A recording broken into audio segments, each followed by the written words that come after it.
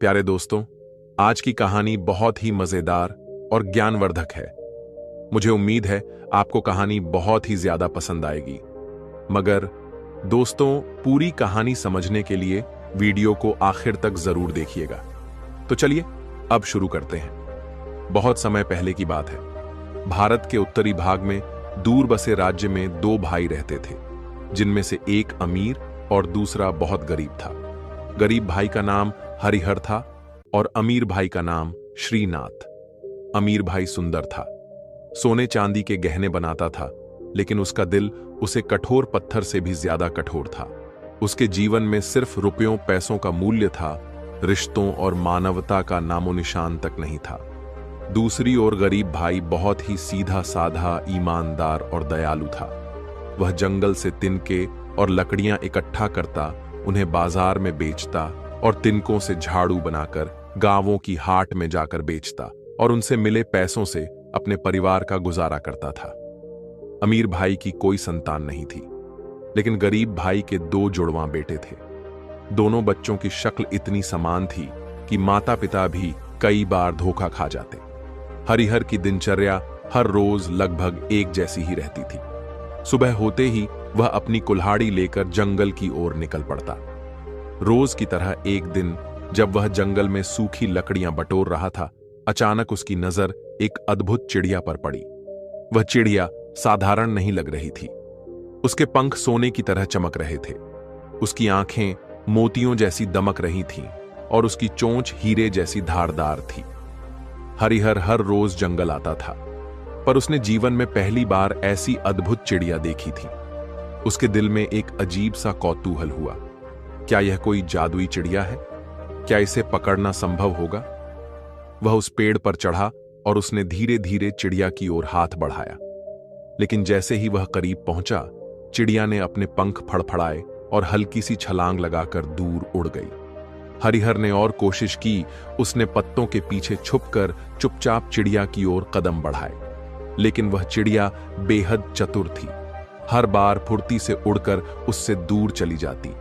आखिरकार हरिहर को लगा कि यह चिड़िया उसके हाथ नहीं आएगी। उसने जमीन से एक छोटा सा कंकड़ उठाया और हल्के हाथ से उसकी ओर उछाल दिया।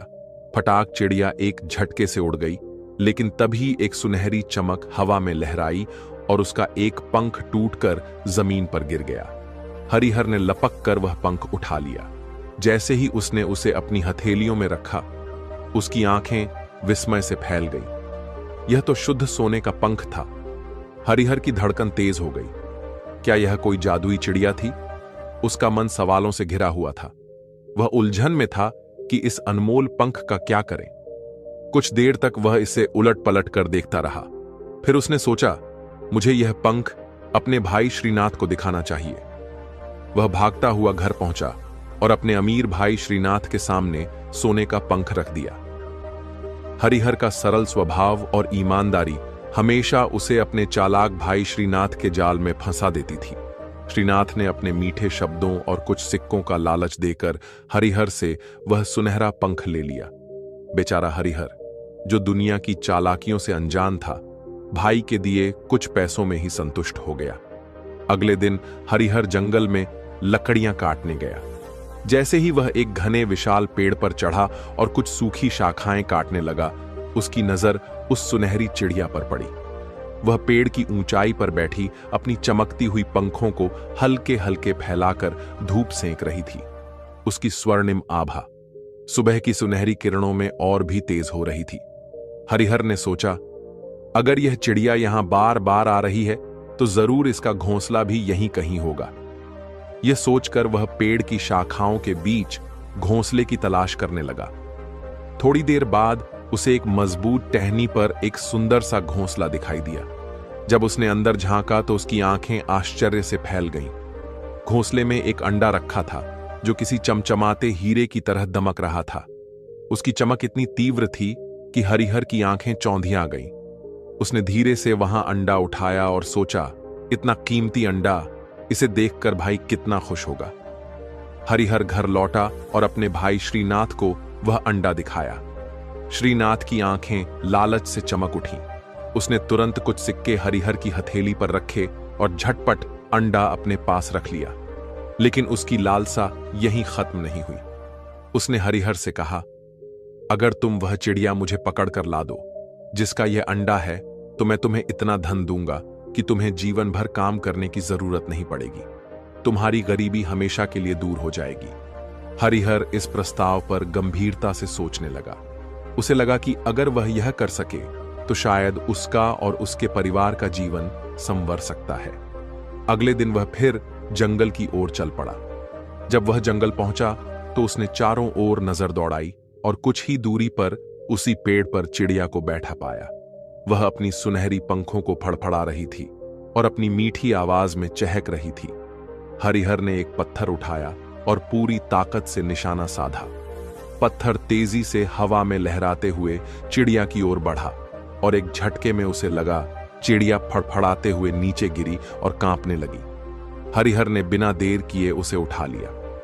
वह खुशी खुशी अपने भाई के पास पहुंचा और चिड़िया उसके सामने रखते हुए बोला, लो भाई, यही वह चिड़िया है जिसे लाने के लिए तुमने मुझसे कहा था। अब तुमने जो वादा किया था वह पूरा करो। श्रीनाथ ने बड़ी चालाकी से चिड़िया को हाथ में लिया, उसकी सुनहरी आभा को देखा और एक कुटिल मुस्कान के साथ कुछ सिक्के निकालकर हरिहर के हाथ में रख दिए। हरिहर तो बस इतने में ही संतुष्ट था, लेकिन वह नहीं जानता था कि इस चिड़िया के पीछे कितनी बड़ी रहस्य की परतें छुपी हुई थीं। बेचारा हरिहर, जिसने अपनी जिंदगी में कभी इतने पैसे नहीं देखे थे, कुछ सिक्के पाकर बेहद खुश हो गया। इन सिक्कों ने उसकी कई महीनों की मेहनत से मुक्ति दिला दी। अब उसे काम करने की कोई चिंता नहीं थी। लेकिन दूसरी ओर उसका चालाक भाई श्रीनाथ अपने लालच में डूबा हुआ था। श्रीनाथ को एक प्राचीन कथा याद आ रही थी, एक ऐसी रहस्यमयी चिड़िया की कथा। उसके दादा ने बताया था कि अगर सोने के जैसे दिखने वाली चिड़िया को मारकर उसकी कलेजी खा ली जाए तो उस व्यक्ति के तकिए के नीचे हर सुबह सोने के 2 अंडे रखे मिलते थे। यह कहानी याद करके श्रीनाथ की आंखें चमक उठीं। उसने बिना देर किए चिड़िया को अपनी पत्नी के पास ले जाकर कहा, इसे मारकर अच्छे से साफ करके पकाओ, लेकिन इसकी कोई भी चीज बेकार मत जाने देना। लेकिन वह चिड़िया कोई साधारण चिड़िया नहीं थी। श्रीनाथ की पत्नी ने उसे अच्छी तरह साफ किया और धीमी आंच पर पकाने के लिए रख दिया। संयोगवश उसी समय हरिहर के दोनों बेटे भी आ पहुंचे। जैसे ही वे रसोई घर के पास पहुंचे, उन्हें मांस पकने की सुगंध आई। जिज्ञासावश बड़े भाई ने उबलती हुई पतीली का ढक्कन उठाकर देखा और छोटे भाई ने चमचे से मांस को हिलाया। हिलाते ही 2 टुकड़े बाहर गिर पड़े। बड़े भाई ने मुस्कुराकर कहा, जो जमीन पर गिरता है उस पर बड़े का हक होता है। इतना कहते ही दोनों ने झटपट एक एक टुकड़ा उठा लिया और खा गए। इसी बीच श्रीनाथ की पत्नी वापस आ गई। उसने दोनों को कुछ खाते हुए देखा तो चौंक कर पूछा, तुम दोनों क्या खा रहे हो? बड़े बेटे ने मासूमियत से कहा, चूल्हे से 2 टुकड़े गिर गए थे, उन्हें वापस पतीली में डालना ठीक नहीं था, इसलिए हमने खा लिए। पत्नी ने घबराकर हांडी में झांका तो देखा कि चिड़िया की कलेजी और दिल के टुकड़े गायब थे। वह डर गई कि अगर श्रीनाथ को यह बात पता चली तो वह बहुत गुस्सा होगा। जल्दी से उसने घर में पले हुए कबूतरों में से एक को पकड़ा, उसे मारा और उसकी कलेजी व दिल निकालकर चिड़िया के मांस में मिला दिया। जब पकवान तैयार हो गया तो श्रीनाथ को रात के खाने में परोस दिया गया। श्रीनाथ ने बड़े मजे से मांस खाया और संतुष्ट होकर अपने बिस्तर पर इस उम्मीद से जा लेटा कि अब उसे रोज सुबह सोने के अंडे मिलेंगे। जब सुबह हुई तो श्रीनाथ बद्दी उत्सुकता से उठा और तकिए के नीचे हाथ डाला, लेकिन जैसे ही उसने उठकर देखा कि वहां कुछ भी नहीं था, उसकी आंखों में गहरी निराशा झलक उठी। यह देखकर वह परेशान हो गया, क्योंकि उसे यकीन था कि उस जादुई चिड़िया की कलेजी खाने के बाद उसे सोने के अंडे उसके सिरहाने रखे होने चाहिए थे, लेकिन कुछ नहीं हुआ।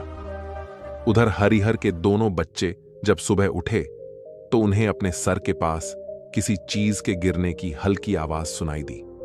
उन्होंने नीचे झुककर देखा तो उनकी आंखें आश्चर्य से फैल गईं। वहां सोने के 2 अंडे पड़े हुए थे।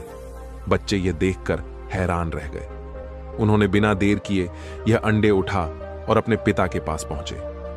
हरिहर ने जैसे ही ये अंडे देखे, उसकी आंखों में आश्चर्य और घबराहट दोनों झलक उठे। उसने तुरंत बच्चों से पूछा, यह अंडे तुम्हें कहां से मिले? बच्चे खुद भी कुछ नहीं समझ पाए थे, इसलिए वे कोई जवाब नहीं दे सके। लेकिन यह चमत्कार अगले दिन भी हुआ और फिर उसके अगले दिन भी। हर सुबह बच्चों के सिरहाने 2 चमचमाते सोने के अंडे मिलते। अब हरिहर बेचैन हो उठा। उसे इस रहस्यमयी घटना की कोई समझ नहीं थी। डर और उलझन में वह अपने भाई श्रीनाथ के पास पहुंचा और उसे पूरी बात बताई। श्रीनाथ, जो पहले ही चालाकी और लालच में माहिर था, तुरंत सारी सच्चाई समझ गया। उसे अब एहसास हुआ कि चिड़िया की कलेजी खाने का असली फायदा उसके भतीजे को मिल रहा है। उसका मन नफरत और जलन से भर गया, लेकिन उसने अपनी भावनाएं छिपाते हुए हरिहर को डराने की चाल चली। मेरे भाई, यह बहुत बुरा संकेत है, श्रीनाथ ने चिंतित स्वर में कहा। लगता है तुम्हारे बच्चों पर किसी बुरी आत्मा का साया पड़ गया है। ये सोने के अंडे कोई शुभ संकेत नहीं, बल्कि एक भयानक मुसीबत की निशानी है। अगर तुमने इन्हें अपने घर में रखा तो यह तुम्हारी बदकिस्मती बन जाएगी। तुम्हें इन्हें फौरन जंगल में छोड़ देना चाहिए, वरना तुम्हारे पूरे परिवार पर आफत आ जाएगी। हरिहर सीधा सादा आदमी था। उसे सही गलत की परख नहीं थी। वह हमेशा अपने चालाक भाई पर भरोसा करता था। श्रीनाथ की बात सुनकर उसका दिल डर से भर गया। अपने ही बच्चों को अभिशाप मानकर उसने उन्हें जंगल में छोड़ने का कठोर फैसला कर लिया। एक दिन जब सूरज ढल रहा था, हरिहर अपने दोनों मासूम बेटों को लेकर घने जंगल में पहुंचा। वहां हर ओर अंधेरा और सन्नाटा था। चिड़ियों की आवाजें धीरे धीरे धीमी पड़ रही थीं। बच्चों को यह समझ नहीं आ रहा था कि उनके पिता उन्हें जंगल में क्यों लाए हैं। फिर अचानक हरिहर ने बच्चों से कहा, तुम यहां खेलो, मैं अभी आता हूं। और यह कहकर वह चुपचाप पीछे हटने लगा। बच्चों को तब तक एहसास नहीं हुआ कि उनका पिता उन्हें अकेला छोड़कर जा रहा है, लेकिन जैसे ही उन्होंने मुड़कर देखा, उनका दिल जोर जोर से धड़कने लगा। पिताजी, आप कहां जा रहे हैं? छोटे बेटे ने घबराकर आवाज दी, लेकिन हरिहर ने कोई जवाब नहीं दिया। वह तेजी से जंगल के बाहर की ओर बढ़ने लगा। दोनों बच्चे उसके पीछे भागने लगे, मगर घना जंगल और पेचीदा रास्ते होने के कारण वह रास्ता भूल गए और जल्द ही उनके पिता यानी हरिहर उनकी नजरों से ओझल हो गया। अब दोनों बच्चे जंगल के बीच अकेले रह गए। कुछ देर तक वे भौंचक्के खड़े रहे। फिर जब उन्हें यकीन हो गया कि उनके पिता अब वापस नहीं आएंगे, तो उन्हें घबराहट होने लगी। अंधेरा बढ़ने लगा। ठंडी हवा के झोंके पेड़ों को हिला रहे थे। जंगली जानवरों की आवाजें दूर दूर से सुनाई देने लगी। वे घबराकर इधर उधर भागने लगे, लेकिन जंगल इतना घना था कि कोई रास्ता नजर नहीं आ रहा था। रात भर वे जंगल में भटकते रहे। वे जोर जोर से चिल्लाते रोते अपने पिता को पुकारते रहे, मगर कहीं से कोई जवाब नहीं आया। हर तरफ भयानक सन्नाटा था। सिर्फ कभी कभी दूर से भेड़ियों के हुआ हुआ करने की आवाजें आती, जो उनकी रूह तक कांप देती। रात भर जंगल में भटकने के बाद आखिरकार सुबह हुई। सूरज की पहली किरण जब पेड़ों की टहनियों से छनकर जमीन पर पड़ी, तो दोनों बच्चे किसी ठंडी छांव की तरह उसे महसूस कर सके। उनकी आंखों में रात भर की थकान और डर बसा हुआ था। जंगल की ठंडी हवा अभी भी बह रही थी और दूर से पक्षियों के चहकने की हल्की आवाजें सुनाई दे रही थीं। थोड़ी देर तक वे दोनों इधर उधर भटकते रहे, अपने घर का रास्ता तलाशते रहे, लेकिन चारों तरफ केवल ऊंचे ऊंचे पेड़, झाड़ियां और दूर दूर तक फैला घना जंगल था। भूख और थकान के कारण उनके कदम डगमगाने लगे। उनकी आंखों में आंसू आ चुके थे, लेकिन अब रोने से भी कोई फायदा नहीं था। तभी उन्हें कुछ दूरी पर पत्तों की सरसराहट सुनाई दी। दोनों बच्चे चौकन्ने हो गए। डर के मारे उनके दिल की धड़कनें तेज हो गईं। कहीं यह कोई जंगली जानवर तो नहीं? लेकिन फिर अचानक झाड़ियों के पीछे से एक व्यक्ति निकला। वह एक शिकारी था, कंधे पर तीर कमान लटकाए हुए, कमर में एक छोटी तलवार बांधे हुए और हाथ में एक लकड़ी का डंडा पकड़े हुए। शिकारी ने बच्चों को देखा और रुक गया। उसने उनकी हालत पर नजर डाली। गंदे कपड़े, धूल से सने चेहरे और आंखों में डर। वह समझ गया कि यह बच्चे भूले भटके यहां आ गए हैं। उसने धीमे स्वर में पूछा, बच्चों, तुम कौन हो? इस जंगल में क्या कर रहे हो? बड़ा बेटा थोड़ी हिम्मत जुटाकर बोला, हम एक गरीब बाप के बेटे हैं। हमें कुछ दिनों से हर सुबह सोनी का एक एक अंडा मिलता था, लेकिन हमारे पिता को लगा कि हम पर कोई बुरी ताकत हावी हो गई है। इसी डर से उन्होंने हमें जंगल में छोड़ दिया। शिकारी उनकी बातें सुनकर थोड़ा हैरान हुआ, लेकिन फिर उसने गहरी सांस ली और बच्चों को ध्यान से देखा। सोनी के अंडे? शिकारी ने संदेह से पूछा। क्या तुम सच कह रहे हो? बच्चे कुछ नहीं बोले। वे पहले ही बहुत सहमे हुए थे। शिकारी ने उनके सर पर प्यार से हाथ फेरा और कहा, चिंता मत करो, पहले चलो कुछ खा लो। भूखे पेट सही सोच भी नहीं सकते। बच्चे उसके पीछे पीछे चल पड़े। उन्हें नहीं पता था कि यह शिकारी कौन है, लेकिन उनके पास कोई और रास्ता भी नहीं था। शिकारी उन्हें अपने घर ले गया। संयोग से शिकारी की कोई संतान नहीं थी। उसने दोनों भाइयों को अपने बेटों की तरह पाला और उन्हें शिकारी बनने की कला सिखाई। बड़े भाई का नाम श्रीनाथ रखा और छोटे भाई का श्रीकांत। धीरे धीरे दोनों भाई तेज और कुशल शिकारी बन गए। जंगल में उनके नाम की धाक जम गई। लोग दूर दूर तक उनके शिकार करने के हुनर की चर्चा करने लगे।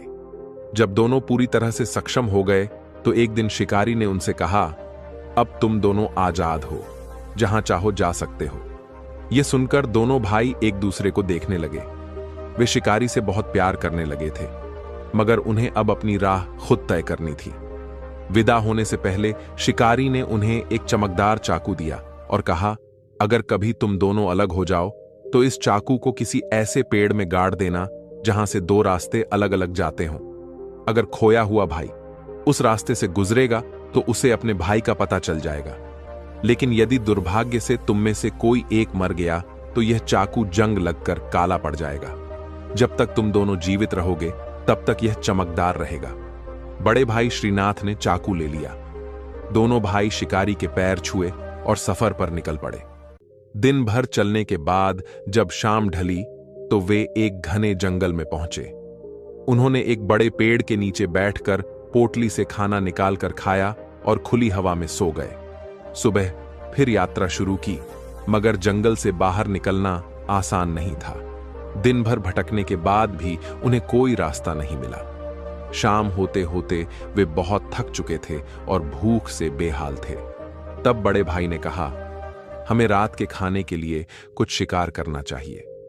छोटे भाई ने हामी भरी और दोनों ने शिकार की तैयारी की। बड़े भाई ने अपनी बंदूक एक झाड़ी पर तानी और निशाना साधा। अचानक झाड़ी में हलचल हुई और एक खरगोश तेजी से बाहर भागा। छोटे भाई ने फौरन दूसरा निशाना लगाया, मगर गोली खरगोश को हल्की सी लगी और वह घायल होकर गिर पड़ा। जैसे ही दोनों भाई खरगोश के पास पहुंचे, वह अचानक कराहते हुए बोला, हे बहादुर शिकारी, अगर तुम मुझे छोड़ दोगे तो मैं तुम्हें 2 खरगोश लाकर दूंगा।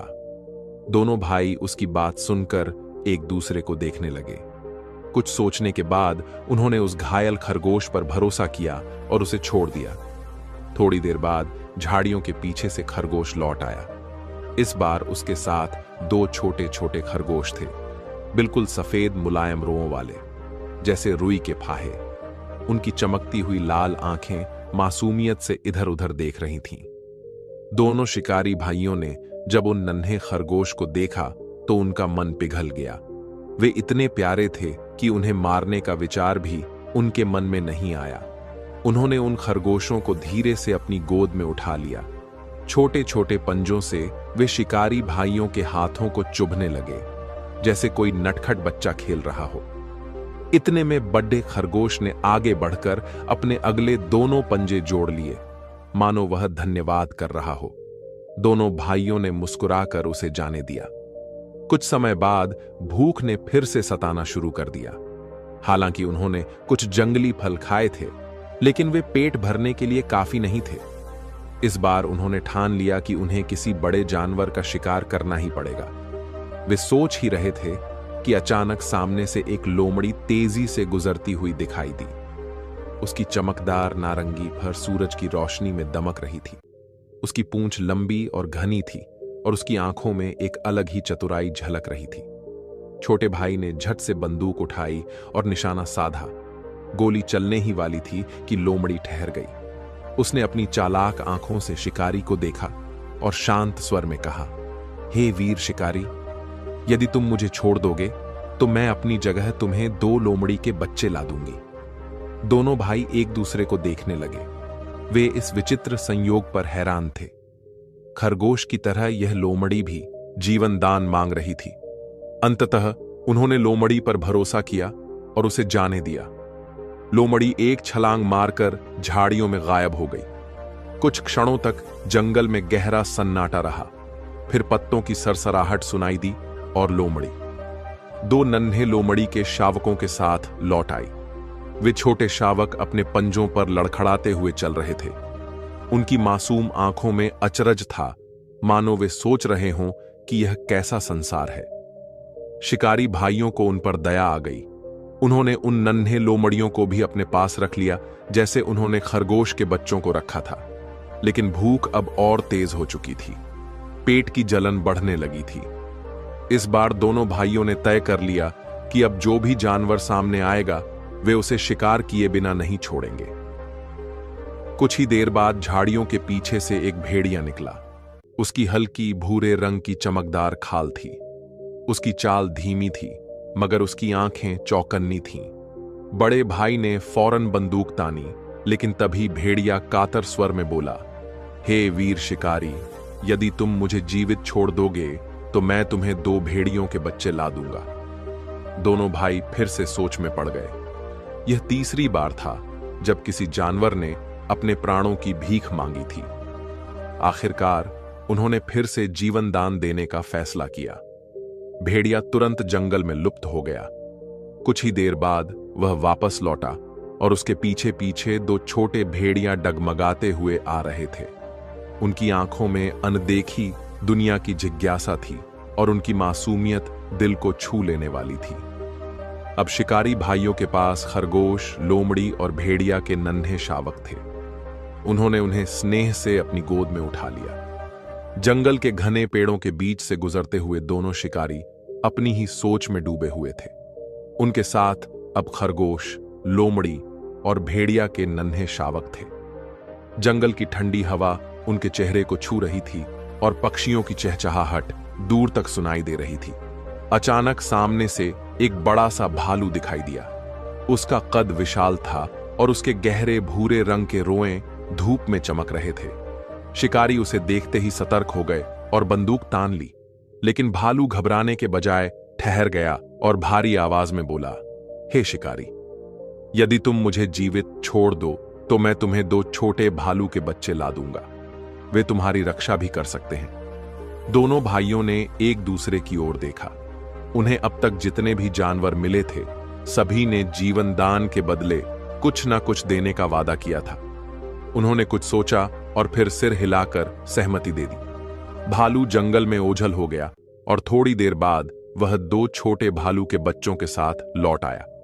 वे गोल मटोल थे। उनकी नन्ही नन्ही आंखें चमक रही थीं और वे धीरे धीरे उछल कूद कर रहे थे।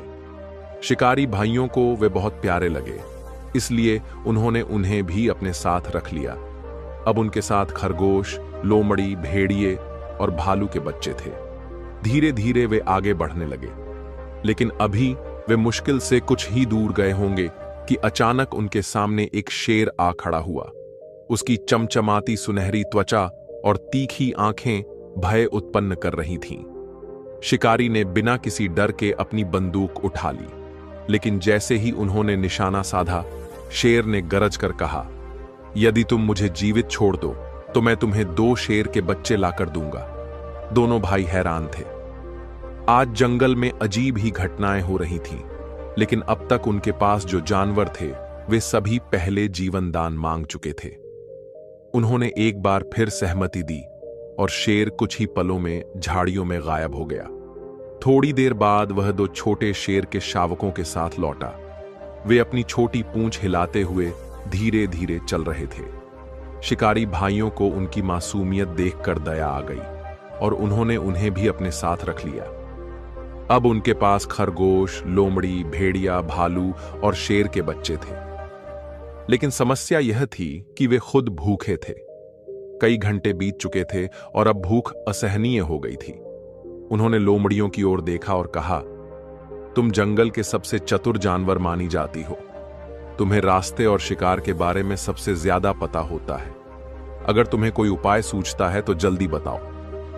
दोनों लोमड़ियों ने आपस में कुछ फुसफुसाया, फिर शिकारी भाइयों की ओर देखा और कहा, यहां से कुछ दूरी पर एक गांव है।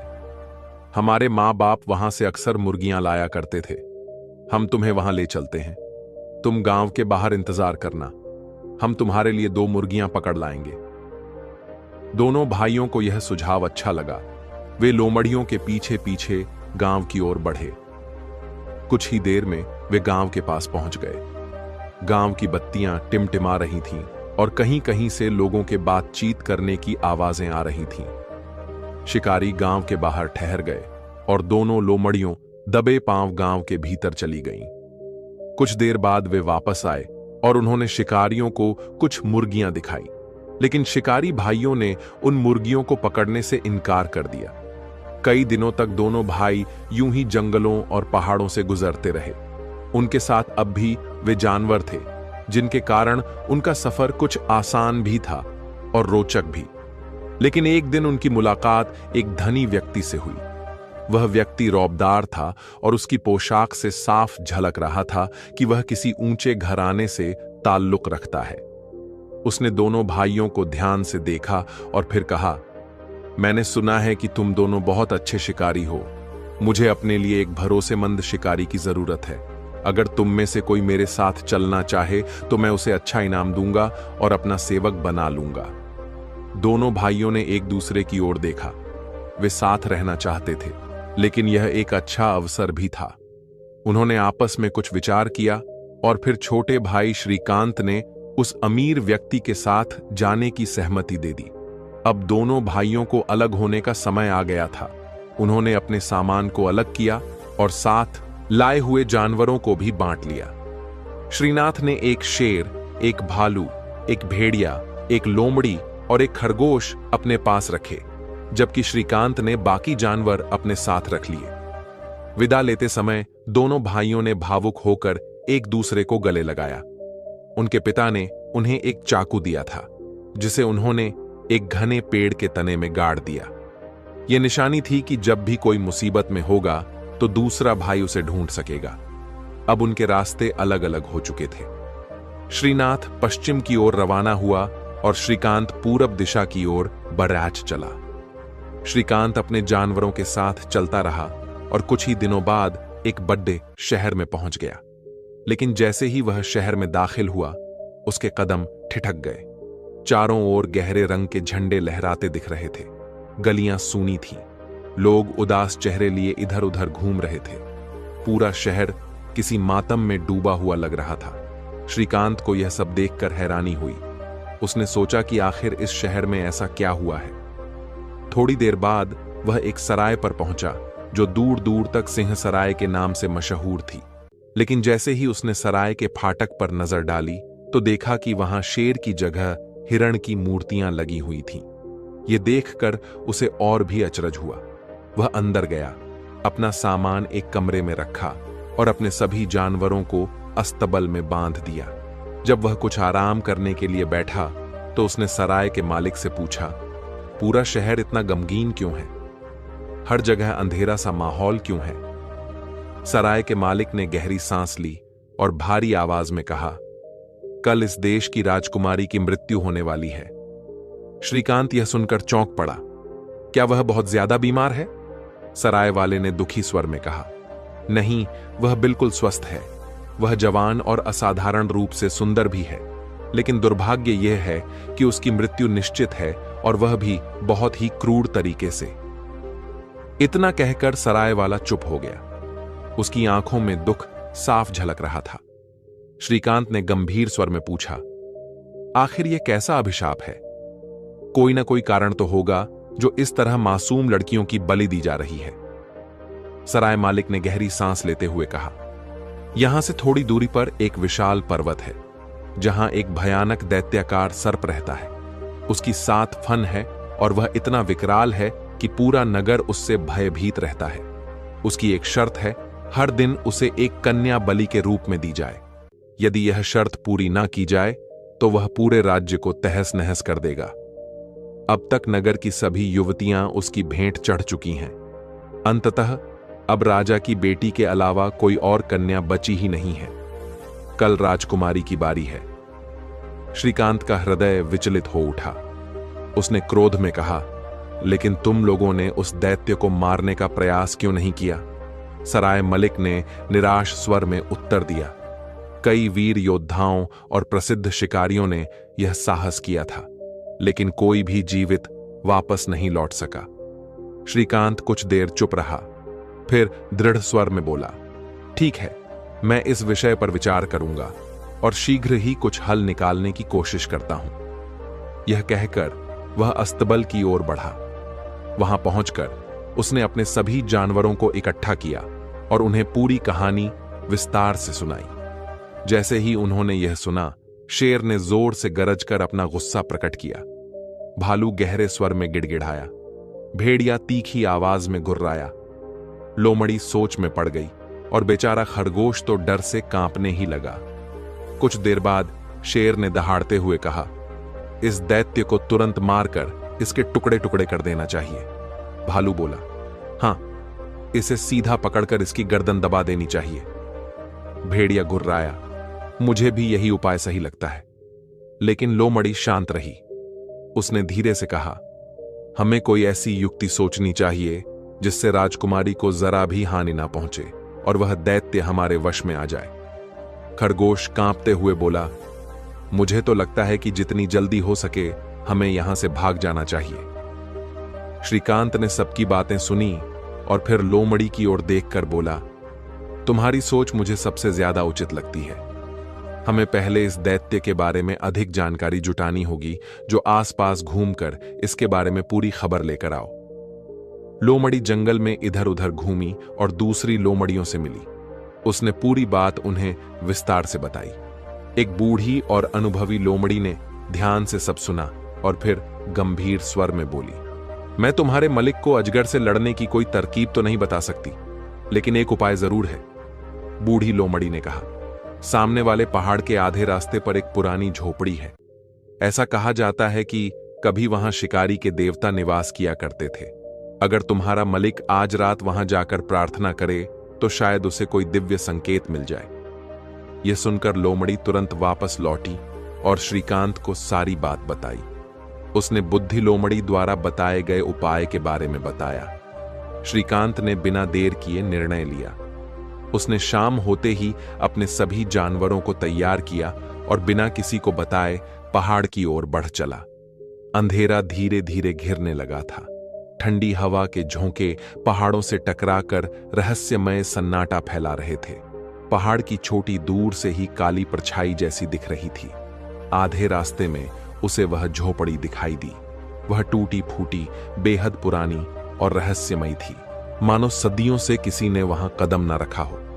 श्रीकांत ने भीतर कदम रखा और अपने जानवरों के साथ वहां ठहर गया। उसने पूरी रात जाग कर देवता की प्रार्थना की। थकान से चूर होकर वह एक कोने में लेट गया और वह गहरी नींद के आगोश में चला गया। तभी उसे एक दिव्य स्वप्न आया। उसमें एक देवता प्रकट हुए जो तेजस्वी प्रकाश से घिरे थे। वे गंभीर स्वर में बोले, श्रीकांत, सुबह जब तुम उठोगे तो तुम्हें इस झोपड़ी में 3 प्याले मिलेंगे। उन प्यालों में दिव्य पेय भरा होगा। यदि तुम इन तीनों प्यालों को पी जाओ तो तुम इस संसार के सबसे शक्तिशाली व्यक्ति बन जाओगे। उसके बाद झोपड़ी के बाहर जो भारी पत्थर पड़ा है उसे तुम आसानी से उठा सकोगे। उस पत्थर के नीचे एक तलवार छिपी होगी। यह कोई साधारण तलवार नहीं, बल्कि विशेष रूप से उस दैत्याकार अजगर के 7 सिर काटने के लिए ही बनाई गई है। श्रीकांत अचानक चौंक कर उठ बैठा। रात की बात एक सपने जैसी लग रही थी, लेकिन जब उसने इधर उधर देखा तो हैरान रह गया। उसके सामने सचमुच 3 प्याले रखे हुए थे जो किसी दिव्य पेय से भरे थे। उसके मन में देवता के शब्द गूंजे और उसने बिना एक पल गंवाए तीनों प्याले को एक ही सांस में पी गया। शरबत के 3 प्याले पीते ही श्रीकांत के शरीर में एक अद्भुत ऊर्जा जैसी भर गई। उसे लगा जैसे पूरी दुनिया की शक्ति उसमें समा गई हो। उसकी मांसपेशियां लोहे की तरह मजबूत हो गईं और उसके भीतर एक नया आत्मविश्वास जाग उठा। इसके बाद वह झोपड़ी से बाहर निकला। वहां उसकी नजर एक बड़े पत्थर पर पड़ी जो बहुत भारी लग रहा था। उसे देखकर श्रीकांत कुछ देर सोच में पड़ गया। फिर उसने शेर और रीछ को पुकारा और कहा, आओ इस पत्थर को उठाकर देखो। शेर ने पहले अपनी पूरी ताकत लगाई, लेकिन पत्थर जरा भी न हिला। फिर रीछ ने कोशिश की, मगर पत्थर टस से मस नहीं हुआ। दोनों ने मिलकर अपनी पूरी ताकत झोंक दी, मगर नतीजा वहीं रहा। श्रीकांत मुस्कुराया और बोला, अब मेरी बारी। उसने अपने हाथ बढ़ाए और पत्थर को बड़ी आसानी से उठा लिया, जैसे वह बड़ा सा पत्थर रुई का बना हो। फिर पूरे जोश के साथ उसने पत्थर को दूर उछाल दिया। पत्थर हटते ही उसके नीचे चमचमाती हुई एक तलवार दिखाई दी। यह कोई साधारण तलवार नहीं थी, करीब 4 फुट लंबी, मजबूत और नुकीली। इसका वजन 2.5 किलो के आसपास था, लेकिन श्रीकांत को यह हल्की महसूस हो रही थी। इसी बीच राजकुमारी अपने मंत्री के साथ पहाड़ की चोटी की ओर बढ़ रही थी।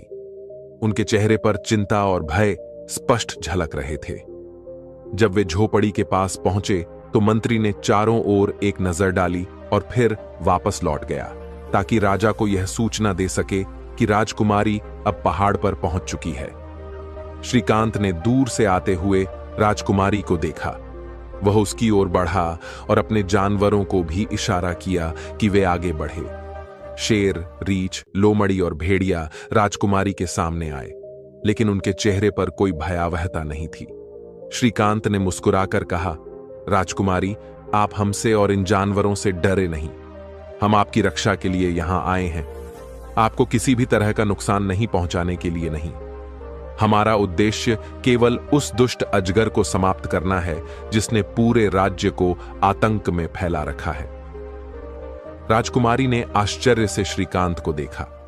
उसके चेहरे पर आत्मविश्वास झलक रहा था, मगर वह संदेह से बोली, हे शिकारी, भगवान तुम्हारी रक्षा करे, लेकिन सच कहूं तो मुझे तुम्हारी बात पर अधिक भरोसा नहीं है। तुमसे पहले भी कई वीर योद्धाओं ने इसे मारने की कोशिश की, मगर वे सभी असफल रहे और वे सभी अपनी जान से हाथ धो बैठे। श्रीकांत ने दृढ़ स्वर में कहा, राजकुमारी जी, आपकी बात सही हो सकती है, लेकिन मुझे भी अपनी कोशिश करने का अवसर दीजिए। क्या पता ईश्वर मेरी सहायता करे और मैं विजयी होकर लौटूं। उसके शब्दों के निकलते ही अचानक एक भयानक गर्जना सुनाई दी। ऐसा लगा मानो आसमान फट पड़ा हो। आवाज इतनी जोरदार थी कि कान के पर्दे फटने को थे।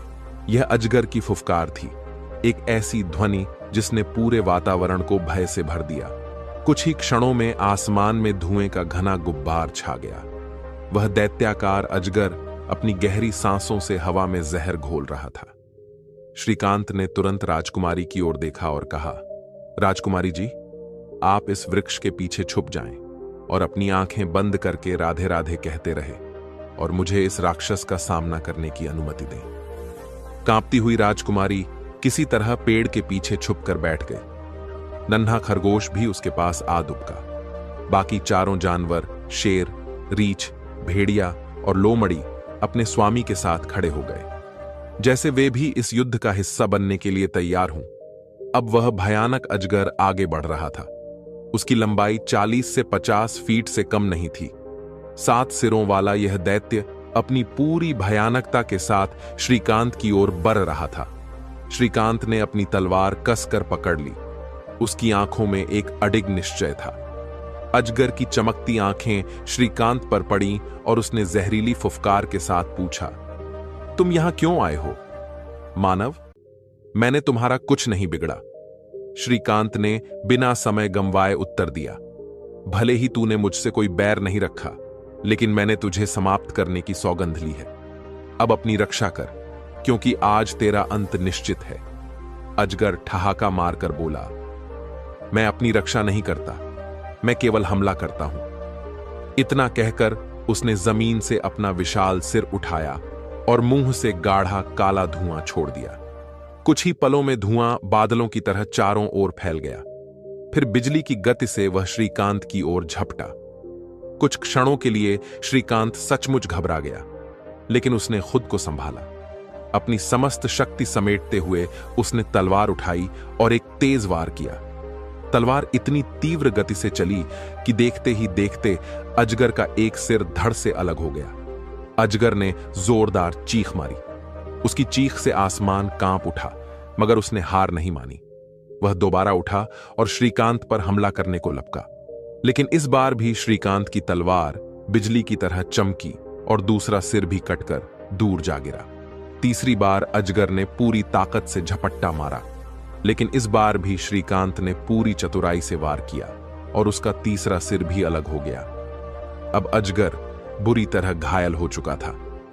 उसके बाकी सिर इधर उधर हिल रहे थे, लेकिन अब उनमें पहले जैसी शक्ति नहीं थी। अंततः श्रीकांत ने अपनी तलवार उठाई और बची हुई गर्दन पर आखिरी 2 वार किए। देखते ही देखते अजगर के सारे सिर कटकर जमीन पर गिर गए। विशाल अजगर धरती पर लुढ़क गया। श्रीकांत ने गहरी सांस ली और तुरंत राजकुमारी की ओर भागा, लेकिन वहां पहुंचते ही उसने देखा कि राजकुमारी बेहोश पड़ी थी। शायद वह इस भयानक दृश्य और डरावनी गर्जना को सहन नहीं कर सकी थी।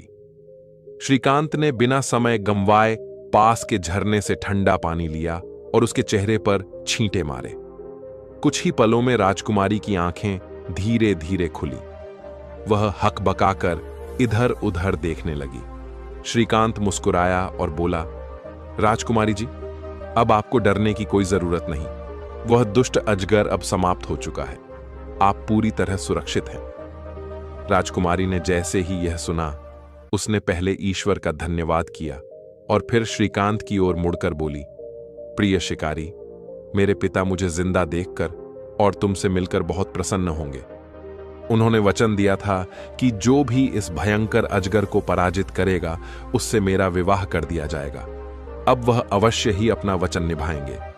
इसके बाद उसने उन जानवरों की ओर देखा जिन्होंने इस कठिन यात्रा में उनका साथ दिया था। इनाम के रूप में राजकुमारी ने अपनी हीरे की माला उतारकर शेर के गले में डाल दी। अपने बहुमूल्य कान के झुमके उसने रीछ के कानों में पहना दिए। भेड़िए के पैरों में अपने हाथों के कड़े पहना दिए। 2 कीमती अंगूठियां, जिनमें से एक माणिक और दूसरी हीरे की थीं, लोमड़ी और खरगोश को दे दी। शिकारी श्रीकांत को उसने अपना रेशमी रुमाल दिया, जो उसके आंसुओं से भीगा हुआ था। श्रीकांत ने अजगर के 7 सिरों की जीभ काटकर अपने रुमाल में बांध ली, ताकि वह प्रमाण के रूप में राजा को दिखा सके। इसके बाद वे सब आगे बढ़े और एक घने छायादार पेड़ के नीचे विश्राम करने के लिए लेट गए। शिकारी लाढ़ाई की थकान से और राजकुमारी भी पूरी तरह निढाल हो चुकी थी। जैसे ही वे वृक्ष के नीचे पहुंचे, उन्हें नींद आने लग गई। सोने से पहले श्रीकांत ने शेर से कहा, तुम जागते रहना ताकि कोई हम पर सोते समय हमला ना कर सके। शेर ने सर हिलाकर हामी भर दी। कुछ ही देर बाद श्रीकांत और राजकुमारी गहरी नींद में डूब गए। शेर उनके पास बैठा पहरा दे रहा था, लेकिन वह भी अत्यधिक थका हुआ था। नींद उसकी आंखों पर हावी होने लगी। जब वह अधिक देर तक अपनी आंखें खली नहीं रख सका, तो उसने रीछ को बुलाया और कहा, भाई, मेरी बहुत कृपा होगी यदि तुम कुछ समय के लिए जाग सको। मैं बहुत थक चुका हूं और थोड़ी देर सोना चाहता हूं। यदि कोई खतरा हो तो मुझे तुरंत जगा देना। रीछ ने सहमति जताई और शेर की जगह पहरा देने बैठ गया, लेकिन अधिक समय तक वह भी जाग नहीं सका। उसकी आंखें भी भारी होने लगी। कुछ देर बाद उसने भेड़िए को बुलाया और कहा, अब मेरी आंखों में जागने की शक्ति नहीं बची है। कृपया मेरी जगह पहरा दो और यदि कोई खतरा हो तो मुझे तुरंत जगा देना। भेड़िए ने उसकी बात मान ली और पहरा देने बैठ गया, परंतु अधिक देर तक वह भी अपनी आंखें खुली नहीं रख सका। उसे भी नींद सताने लगी। अब उसने लोमड़ी को बुलाकर वही बात कही। लोमड़ी ने उसकी बात मान ली और पहरेदारी शुरू कर दी, लेकिन वह भी आखिरकार थक चुकी थी। नींद से बोझिल होकर उसने खरगोश से कहा, भाई खरगोश, तुम तो सोते हुए भी अपनी आंखें खोलकर रख सकते हो। मैं हाथ जोड़कर विनती करती हूं कि अब तुम मेरी जगह पहरा दो। यदि कोई भी हलचल हो तो तुरंत मुझे जगा देना। बेचारे गरीब खरगोश को कुछ देर बाद एहसास हुआ कि सबसे ज्यादा तो वही थका हुआ है।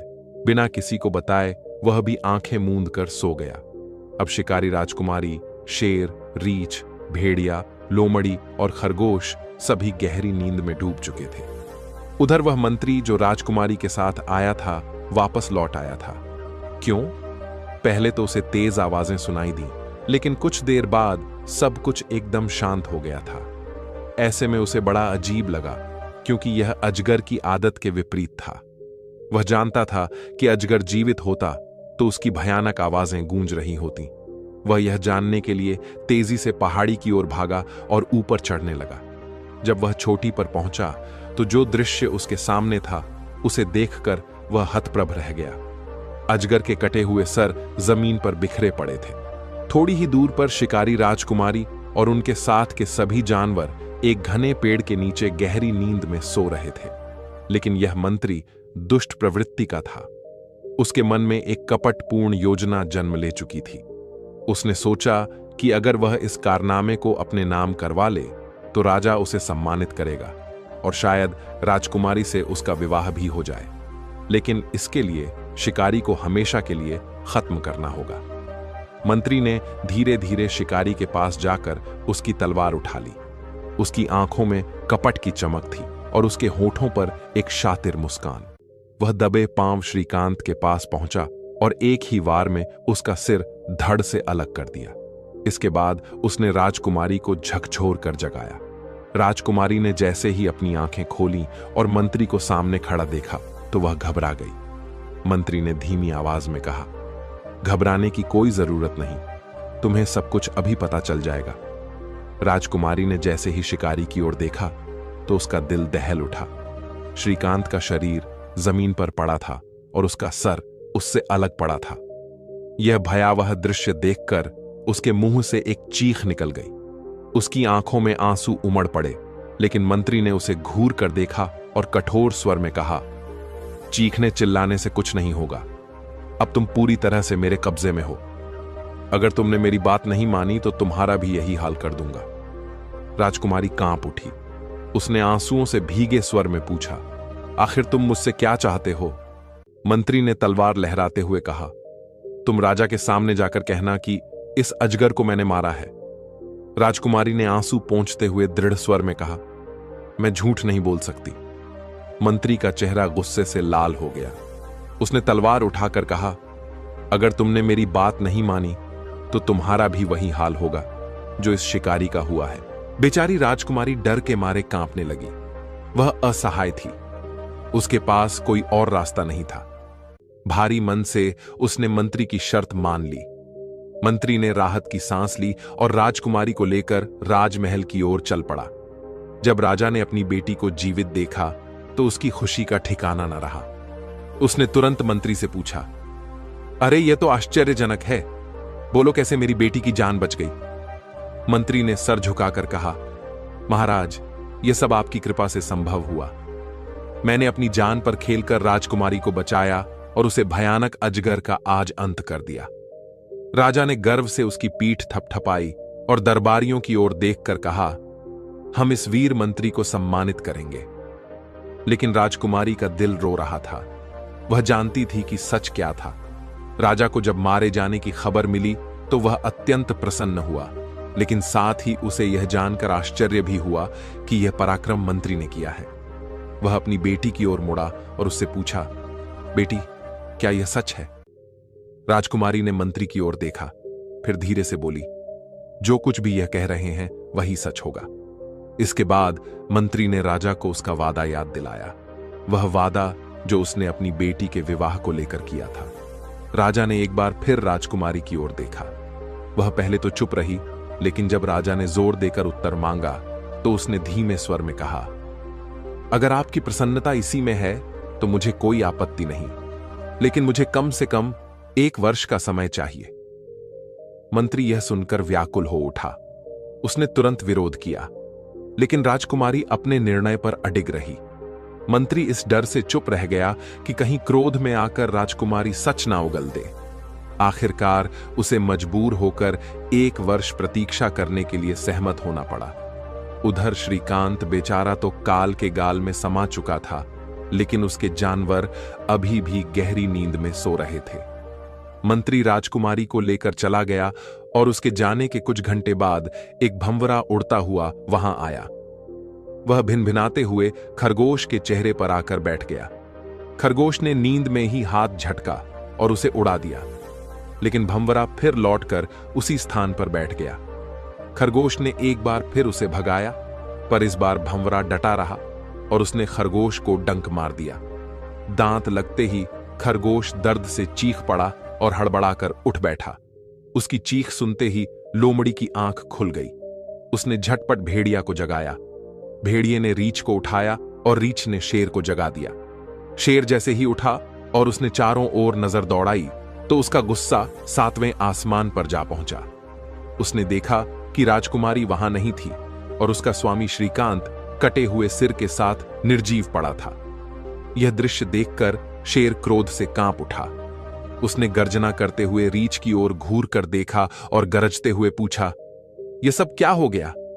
तुमने मुझे जगाया क्यों नहीं? रीछ भी भयभीत हो गया। उसने कांपते हुए भेड़िए की ओर देखा और कहा, तुमने मुझे क्यों नहीं उठाया? भेड़िया ने लोमड़ी से यही सवाल किया और लोमड़ी ने खरगोश को दोषी ठहराया। अब बेचारा खरगोश किससे सवाल करता? सभी जानवरों ने अपनी नाराजगी उस पर उतारनी शुरू कर दी। शेर ने दहाड़ते हुए कहा, यह सब तुम्हारी लापरवाही के कारण हुआ है। अब इसकी सजा भी तुम्हें ही मिलेगी।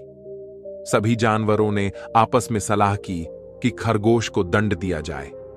खरगोश घबराकर उनके पैरों में गिर पड़ा और कांपते स्वर में बोला, मुझे मत मारो। मैं एक ऐसी युक्ति बताता हूं जिससे हमारा स्वामी फिर से जीवित हो सकता है। सभी जानवरों ने आश्चर्य से उसकी ओर देखा। शेर ने गहरी आवाज में पूछा, कैसी युक्ति? खरगोश बोला, यहां से कुछ दूरी पर एक स्थान है जहां जीवन बूटी पाई जाती है।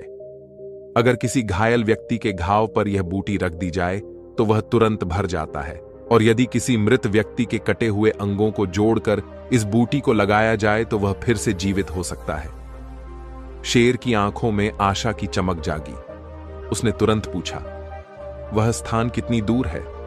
खरगोश ने सिर झुकाकर कहा, लगभग 200 मील दूर। शेर ने अपने नुकीले दांत दिखाते हुए कहा, तुम्हारे पास 24 घंटे का समय है। इसके भीतर वह बूटी लेकर आओ, वरना अंजाम भुगतने के लिए तैयार रहो। यह सुनते ही खरगोश घबराया, लेकिन हिम्मत जुटाकर तुरंत वहां से रवाना हो गया। अभी 24 घंटे भी पूरे नहीं हुए थे कि खरगोश जीवनदायिनी बूटी का पौधा जड़ से उखाड़कर अपने मुंह में दबाकर वापस आ गया। सभी जानवरों की आंखों में उम्मीद की चमक थी। शेर ने बूटी खरगोश के हाथ से ली और रीछ की ओर देखते हुए बोला, तुम काफी समझदार लगते हो, इसीलिए हमारे स्वामी के कटे हुए सिर को उनके शरीर से जोड़ो। मैं इसे मजबूती से पकड़कर रखूंगा। और हां खरगोश, तुम लोमड़ी के कंधे पर चढ़कर इस बूटी को घाव पर लगा देना। चारों जानवर अपने अपने काम में जुट गए। वे अपने स्वामी से बहुत प्रेम करते थे, इसलिए उन्होंने पूरी लगन से अपना कर्तव्य निभाया। जैसे ही खरगोश ने जीवनदायिनी बूटी श्रीकांत के घाव पर लगाई, उसके शरीर में हलचल हुई। उसने धीरे से करवट ली और उसके हृदय की धड़कन फिर से चलने लगी। कुछ क्षणों के बाद श्रीकांत ने एक गहरी सांस ली और अचानक चीखते हुए अपनी आंखें खोल दी। अपने स्वामी को जीवित देखकर सभी जानवर खुशी से उछल पड़े। वे आनंदित होकर चारों ओर घूमने लगे। शेर ने आगे बढ़कर श्रीकांत को सहारा दिया और धीरे से पूछा, स्वामी, आप कैसा महसूस कर रहे हैं? श्रीकांत ने हौले से सिर हिलाया और अपने चारों वफादार साथियों को देखा। फिर गंभीर स्वर में पूछा, राजकुमारी जी कहां हैं? शेर ने बिना कोई बात छुपाए पूरी घटना कह सुनाई कि कैसे उनकी निष्ठा और प्रेम ने उसे दोबारा जीवन दिया, पर राजकुमारी के बारे में वह कुछ नहीं बता सके। श्रीकांत को यह सुनकर गहरा दुख हुआ। उसने राजकुमारी के जाने का अफसोस किया और वहां ज्यादा देर रुकना उचित नहीं समझा। वह तुरंत अपने जानवरों के साथ उस दिशा में चल पड़ा जहां मंत्री राजकुमारी को ले गया था। जहां जहां श्रीकांत जाता, लोग उसे मदारी समझकर उसके पीछे हो लेते। उसके जानवरों का अनूठा रूप देखकर लोग अचंभित हो जाते। शेर की गर्दन में हीरे की माला थी, रीछ के कानों में चमकते हुए कुंडल थे, भेड़िए के पैरों में चांदी के कड़े और लोमड़ी और खरगोश के अंगुलियों में नगीने जड़े अंगूठियां थीं। लोग यह सब देखकर अचरज में पड़ जाते और सोचते कि यह जरूर कोई मायावी व्यक्ति होगा। संयोग से पूरे 1 साल बाद श्रीकांत घूमता फिरता उसी नगर में पहुंचा जहां उसने राजकुमारी को बचाया था। लेकिन इस बार नगर का दृश्य बिल्कुल बदला हुआ था। सारा नगर रोशनी से जगमगा रहा था। गलियां सजी हुई थीं और लोग हर्षोल्लास में मग्न थे। श्रीकांत को यह देखकर हैरानी हुई। उसने सराय के मालिक से पूछा, आज से ठीक 1 साल पहले तुम्हारा नगर दुख में डूबा हुआ था। हर तरफ उदासी का माहौल था, लेकिन आज हर जगह उत्सव का माहौल है। यह क्या माजरा है? सराय वाले ने मुस्कुराते हुए उत्तर दिया, क्या तुम्हें नहीं पता? 1 साल पहले हमारे नगर पर एक भयानक संकट आया था, जब 7 सिरों वाले अजगर ने राजकुमारी को बंदी बना लिया था। लेकिन हमारी राजकुमारी को मंत्री ने अपनी वीरता से बचा लिया था। श्रीकांत की आंखें आश्चर्य से फैल गईं। उसने बेचैनी से पूछा, और आज की यह रौनक किस खुशी में है? सराय वाले ने हंसते हुए कहा, आज राजकुमारी और मंत्री का विवाह हो रहा है। श्रीकांत यह सब सुनकर शांत हो गया, लेकिन उसके मन में उथल पुथल मची हुई थी। अगले दिन उसने सराय के मालिक से कहा, मुझे राजा के महल जाना है। सराय वाले ने हैरानी से पूछा, क्या हुआ? सब ठीक तो है? श्रीकांत ने गंभीरता से जवाब दिया, मैं राजकुमारी से विवाह करूंगा। सराय वाला यह सुनकर हंस पड़ा, क्या तुम पागल हो गए हो? राजकुमारी की शादी वजीर से हो रही है, और तुम? लेकिन श्रीकांत ने बिना कुछ कहे अपनी पोटली खोली और एक रुमाल निकाला। उसमें अजगर के 7 कटे हुए जीव बंद थीं। फिर उसने सराय वाले को पूरी घटना विस्तार से सुनाई, कैसे उसने अपनी जान पर खेलकर राजकुमारी को बचाया था। सराय वाला यह सब सुनकर अवाक रह गया। उसने धीरे से कहा, मैं तुम्हारी बातों पर पूरा विश्वास करता हूं, लेकिन राजकुमारी से तुम्हारी शादी होना नामुमकिन है। श्रीकांत मुस्कुराया और बोला, अच्छा तो लगा लो शर्त। सराय वाले ने आंखें संकरी करते हुए कहा, अगर तुम सच में यह कर दिखाओ तो मैं अपना बैग और मकान हारने को तैयार हूं। श्रीकांत ने बिना एक शब्द कहे अपनी थैली निकाली और उसे खोल कर दिखाया। उसमें 1000 सोने की मुद्राएं चमक रही थीं। यह बातें अभी सराय में ही चल रही थीं कि किसी ने जाकर महल में यह खबर दे दी। जब राजा को यह पता चला तो उसने तुरंत अपने सेवकों को श्रीकांत को बुलाने के लिए भेजा। लेकिन श्रीकांत ने संदेशवाहक से कहा, जब तक मेरे लिए राजसी वस्त्र और सवारी के लिए एक शानदार रथ नहीं भेजा जाएगा, तब तक मैं महल नहीं आऊंगा। राजा ने उसकी यह मांग स्वीकार कर ली। उसने श्रीकांत के लिए शानदार पोशाक और एक शाही रथ सवारों के दस्ते के साथ भेज दिया। जब यह रथ सराय पहुंचा तो श्रीकांत ने मुस्कुराकर सराय वाले से कहा, देखो, जो मैंने मांगा था वह मिल गया। इसके बाद उसने राजसी वस्त्र पहने और अपने जानवरों के साथ रथ में सवार होकर महल की ओर चल पड़ा। महल पहुंचने पर श्रीकांत को सीधे दरबार में ले जाया गया। वहां का नजारा भव्य था। राजकुमारी और वजीर पहले से ही विवाह के वस्त्रों में सजे बैठे थे। राजा ने श्रीकांत को बुलाकर राजकुमारी और वजीर के बीच बैठा दिया। वजीर ने श्रीकांत को पहचानने की कोशिश की, लेकिन वह असफल रहा। दरअसल जब उसने श्रीकांत का सिर कटवाने का आदेश दिया था, तब उसने उसका चेहरा ठीक से देखा ही नहीं था। वजीर ने अपनी बहादुरी साबित करने के लिए दरबार में अजगर के 7 सिर मंगवाए थे। वे सभी सिर वहां सजा दिए गए थे। राजा ने गर्व से श्रीकांत की ओर देखा और कहा, देखो, यही उस अजगर के सिर हैं जिसे हमारे वजीर ने मारा था। उसी की वीरता के सम्मान में आज उसका विवाह राजकुमारी से हो रहा है। श्रीकांत ने हल्की मुस्कान के साथ कहा, महाराज, क्या मुझे कुछ कहने की अनुमति मिलेगी? राजा ने सहमति में सिर हिलाया। श्रीकांत ने दरबार की ओर देखते हुए कहा, यह 7 सिर तो यहां मौजूद हैं, लेकिन इनका मुंह खोलकर देखिए कि इनकी जीभें भी अंदर हैं या नहीं।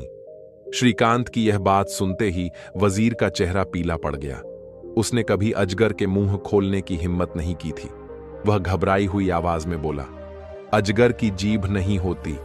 यह सुनते ही दरबार में ठहाके गूंज उठे। श्रीकांत खड़ा हुआ और अपने रूमाल को खोल उसमें रखी 7 जीभें उसने सबके सामने रख दी। फिर एक एक करके अजगर के 7 सिरों के मुंह खोले और उनमें जीभ रख दी। अब दरबार में सन्नाटा छा गया, सभी अवाक थे। फिर श्रीकांत ने वह खाली रूमाल राजकुमारी की ओर बढ़ाते हुए पूछा, क्या आप इस रूमाल को पहचानती हैं? राजकुमारी ने रूमाल को ध्यान से देखा और तुरंत कहा, हां, यह वही रूमाल है जो मैंने उसे दिया था, जिसने मुझे उस अजगर से बचाया था। श्रीकांत ने मुस्कुराकर पूछा, और वह व्यक्ति कौन था? राजकुमारी ने बिना किसी संकोच के कहा, वह तुम थे। राजा और दरबार में बैठे सभी लोग यह सुनकर आश्चर्य में पड़ गए। राजा ने श्रीकांत से पूछा, जब तुमने मेरी बेटी की जान बचाई थी तो तुमने सीधे मुझसे विवाह की इच्छा क्यों नहीं जताई? श्रीकांत ने सिर झुकाकर कहा, महाराज, मैंने आपकी बेटी को बचाया जरूर था, लेकिन मेरी नियति कुछ और थी। मैं आपकी सेवा में उपस्थित होना चाहता था, परंतु कुछ ऐसा हुआ जिससे मैं इस नगर से बहुत दूर चला गया। राजा ने उत्सुकता से पूछा, आखिर ऐसा क्या हुआ? श्रीकांत ने गहरी सांस ली और कहने लगा, जिस दिन मैंने राजकुमारी को अजगर से बचाया, उसी रात महल के वजीर ने मुझ पर घातक हमला करवाया। मुझे पकड़कर मार डालने का आदेश दिया गया, क्योंकि वह खुद राजकुमारी से विवाह करना चाहता था। मेरे साथ विश्वासघात हुआ, लेकिन मेरे वफादार जानवरों ने मुझे बचा लिया। मैं गंभीर रूप से घायल था, परंतु उनकी देखभाल और प्रेम ने मुझे फिर से जीवित कर दिया। मैं लंबी यात्रा पर निकल पड़ा और पूरे 1 वर्ष बाद इस नगर में वापस लौटा। राजकुमारी, जो दरबार में बैठी थी, उठकर खड़ी हो गई। उसने सभा को संबोधित करते हुए कहा, यही कारण था कि मैंने आपसे 1 वर्ष का समय मांगा था। पिताजी, मेरा दिल कह रहा था कि इस दौरान सारी सच्चाई सामने आ जाएगी। राजा ने गंभीर स्वर में कहा, इस मामले की गहराई से जांच की जाएगी। उन्होंने तत्काल अपने सबसे अनुभवी 12 दरबारियों की एक समिति गठित की और वजीर के अपराधों की जांच का आदेश दिया। कुछ ही दिनों में सत्य उजागर हो गया। वजीर ने न केवल श्रीकांत के साथ विश्वासघात किया था, बल्कि वर्षों से प्रजा पर भी अत्याचार कर रहा था। समिति ने सर्वसम्मति से वजीर को मृत्युदंड देने की सिफारिश की। जब यह निर्णय लिया गया तो नगर में उत्सव जैसा माहौल था। आम जनता, जो वर्षों से वजीर के अत्याचारों से तंग आ चुकी थी, इस फैसले से बेहद खुश हुई। कुछ ही दिनों बाद राजकुमारी और श्रीकांत का विवाह राजसी धूमधाम से संपन्न हुआ। नगर भर में आनंद और उल्लास था, लेकिन श्रीकांत अपने पुराने दोस्तों को नहीं भूला।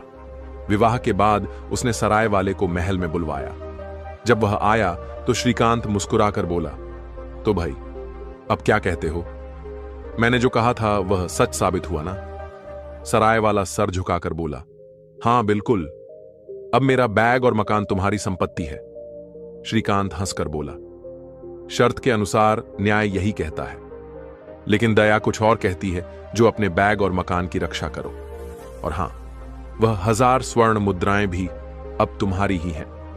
अब श्रीकांत और राजकुमारी खुशी खुशी जीवन बिताने लगे, लेकिन श्रीकांत अपने पुराने शौक, शिकार और अपने प्रिय जानवरों को नहीं भूला था।